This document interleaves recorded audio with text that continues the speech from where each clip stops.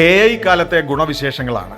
ആധാറിന്റെയും പാനിന്റെയും ഒക്കെ ഒറിജിനൽ വ്യാജൻ വേണോ? റെഡിയാക്കി തരും ഗൂഗിളിന്റെ നാനോ ബനാന പ്രോ. ബംഗളൂരുവിലെ ഒരു ടെക് ഡെവലപ്പർ കാണിച്ചു തരുന്ന തെളിവാണ് സമൂഹ മാധ്യമങ്ങളിൽ ഇപ്പോൾ വലിയ ചർച്ച. ഭാവനയിൽ കണ്ട ഒരു വ്യക്തിയുടെ വ്യാജ വിവരങ്ങൾ ഉപയോഗിച്ച് താൻ ഒറിജിനലിനെ വെല്ലുന്ന വിധമുണ്ടാക്കിയ തനി വ്യാജ ആധാർ പാൻ കാർഡുകൾ അദ്ദേഹം എക്സിൽ പോസ്റ്റ് ചെയ്തു. വ്യക്തമായ അക്ഷരങ്ങൾ, ഷാർപ്പ് ഫോട്ടോ, ലേഔട്ട്. ഇത് നൽകുന്ന സന്ദേശം കൃത്യമാണ്. നാനോ ബനാന നല്ലതൊക്കെ തന്നെ, പക്ഷേ ഒരു പ്രോബ്ലം. അങ്ങേയറ്റം കൃത്യതയോടെ വ്യാജ ഐഡന്റിറ്റി കാർഡുകൾ ഉണ്ടാക്കാൻ ഇതുകൊണ്ട് കഴിയും. അതുപയോഗിച്ച് വെരിഫിക്കേഷൻ സംവിധാനങ്ങളെ പറ്റിക്കാൻ കഴിഞ്ഞെന്ന് വരും.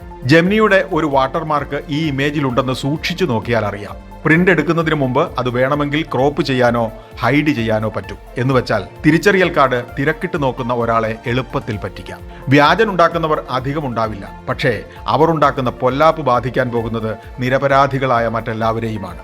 വെരിഫിക്കേഷൻ QR സ്കാനിംഗ് ഒക്കെ ഇനി നിർബന്ധമായും നടത്തിയെന്ന് വരും. ഇത്തരം പരിശോധനാ മുറകൾ കടുപ്പിച്ചു എന്നും വരാം. വിശ്വാസം ചോർന്നാൽ അതാണ് സംഭവിക്കുക. കർക്കശ നടപടി സ്വീകരിച്ചില്ലെങ്കിൽ വ്യാജന്മാർ വേഗം പെരുകുമെന്ന് സുരക്ഷാ വിദഗ്ധർ ചൂണ്ടിക്കാട്ടുന്നുമുണ്ട്. ആധാറിന് ഇപ്പോൾ തന്നെ സുരക്ഷിതമായ QR കോഡ് ഉണ്ട്. ഔദ്യോഗിക ഡാറ്റാ ബാങ്കുമായി അത് ബന്ധിപ്പിച്ചിട്ടുമുണ്ട്. എന്നാൽ പലയിടത്തും വെറുതെ നോക്കി പരിശോധിക്കുകയാണ് ചെയ്യുന്നത്. QR സ്കാനിങ്ങിന് ബാങ്കുകൾ, ഡെലിവറി സ്ഥാപനങ്ങൾ, ഓൺലൈൻ സേവനങ്ങളൊക്കെ കൂടുതൽ ക്രമീകരണം ഏർപ്പെടുത്തേണ്ടി വരും. നിർമ്മിത ശേഷി ഉപയോഗിച്ച് ചെയ്യുന്ന ഇമേജുകൾ പരിശോധിക്കാൻ മുഖത്തിന്റെ സ്കാനിംഗ് ഒക്കെ സാധാരണ രീതിയായി മാറാം.